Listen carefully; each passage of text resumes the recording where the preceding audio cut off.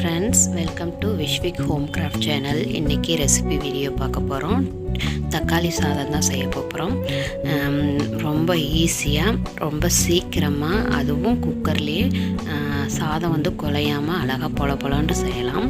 இந்த மாதிரி செஞ்சு பாருங்கள், கண்டிப்பாக சூப்பராக இருக்கும். அதுக்கு தேவையான பொருள் புதினா, கருவேப்பிலை, கொத்தமல்லி, அடுத்து வந்து தக்காளி, 3 வெங்காயம் எடுத்துருக்கிறேன். நான் 2 கப்பு அரிசி எடுத்துருக்கிறேன். அதுக்கு வந்து 1 கப்புக்கு இது வந்து கொஞ்சம் பெரிய சைஸ் தக்காளின்றனால நான் 3 தக்காளி எடுத்துருக்கிறேன். கொஞ்சம் சின்ன சைஸ் தக்காளியாக இருந்தால் 4 தக்காளி கூட எடுத்துக்கலாம். நான் வந்து இப்போ அதை வந்து குட்டி குட்டியாக கட் பண்ணிக்கிறேன். நான் அதை தான் இப்போ பண்ணிகிட்ருக்கிறேன்.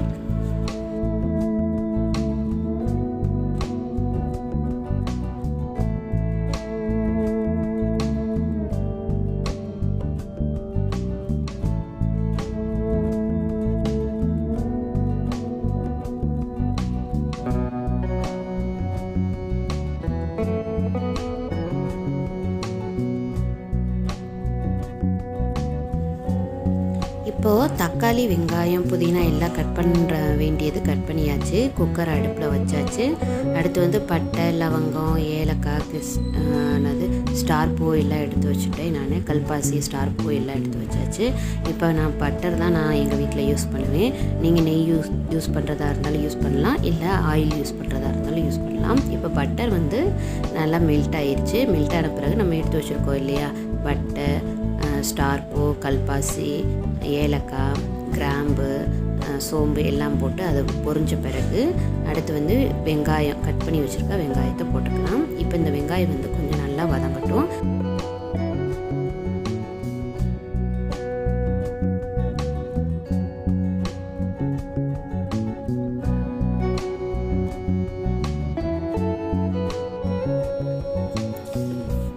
ரொம்ப எல்லாம் நான் வந்து எண்ணெயாக இல்லை, பட்டர் தான் ஊற்றினேன். அது வந்து ஒரு அளவு தான் ஊற்றிருக்கிறேன், ரொம்ப ஆயிலாலாம் இருக்காது. இப்போ வந்து நான் இஞ்சி பூண்டு பேஸ்ட்டு இந்த மாதிரி ஸ்பூனுக்கு 1.5 ஸ்பூன் நான் போட்டுறேன். வீட்டில் அரைச்ச இஞ்சி பூண்டு பேஸ்ட்டு. இந்த இஞ்சி பூண்டு பேஸ்ட்டு வந்து கீழே வந்து குக்கரில் பிடிக்கும், அதனால் கொஞ்சம் கைவிடாமல் கிளறிட்டு அடுத்து வந்து நம்ம கட் பண்ணி வச்சுருக்கிற தக்காளியை போட்டு நல்லா மசிகிற வரைய நம்ம வதக்கிக்கலாம்.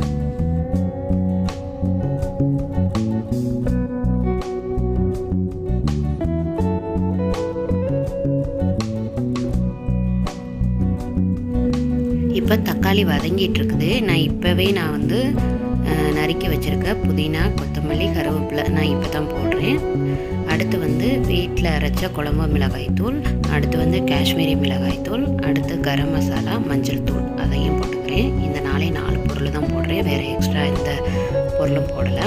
இப்போ அதை போட்டுட்டு தக்காளி வந்து நல்லா மசிகிற வரைக்கும் வதக்கிக்கிறணும். கொஞ்சம் வந்து விரைச்சிட்டு இருந்துச்சுன்னா தக்காளி அடுத்து சாதத்தோடு சாப்பிடல தக்காளி மட்டும் நின்றுட்டுருக்க மாதிரி இருக்கும். இப்போ பாருங்கள் தக்காளி எப்படி நல்லா வதங்கிடுச்சுன்னு. இப்போ வதங்கின பிறகு நான் வந்து 2 கப்பு அரிசி எடுத்துருக்கிறேன். இப்போ நான் வந்து அதை தான் இப்போ நல்லா அரிசியை கழுவிட்டு ஒரு 1/2 hour ஊற வச்சுருக்கிறேன். இது வந்து பிரியாணி அரிசியோ இல்லை ஜீரக சம்பா அரிசியோ கிடையாது. நம்ம வீட்டில் நம்ம நார்மலாக சாப்பிடுவோம்ல சாப்பாட்டு அரிசி, அந்த அரிசி தான் போட்டிருக்கிறேன். இப்போ 1 டம்ளருக்கு 2 டம்ளர் தண்ணி அப்படின்ற மாதிரி, 1 கப்பு அரிசிக்கு 2 கப்பு தண்ணி அந்த மாதிரி நான் ஊற்றிட்டு தேவையான அளவு தண்ணி ஊற்றிட்டு நான் குக்கரை ஒரு கொதி வந்த பிறகு குக்கரை மூடி வச்சு விசில் போட்டேன். இப்போ எனக்கு 3 விசில் வந்துட்டு இப்போ சாதத்தை பாருங்கள். சாதம் அப்படியே குலையாமல் அழகாக இருக்குது பாருங்கள். சாப்பாடும் டேஸ்ட்டாக இருந்துச்சு. இந்த மாதிரி செஞ்சிங்கன்னா சாதம் அவ்வளோவா குலையாது, நல்லாயிருக்கும் சாப்பாடு.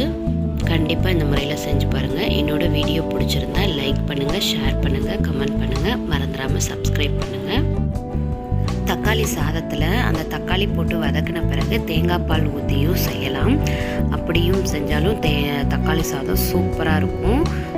இது வந்து கொஞ்சம் சிம்பிளாக செய்கிறதுனால நான் இந்த மாதிரி செஞ்சேன். இதுக்கு தயிர் பச்சடி வச்சுருக்கிறேன், முட்டை வச்சு சாப்பிட போகிறோம். நீங்களும் செஞ்சு உங்கள் வீட்டில் சாப்பிட்டு பாருங்கள். தேங்க்யூ, பாய் பாய், ஸ்டே சேஃப், டேக் கேர்.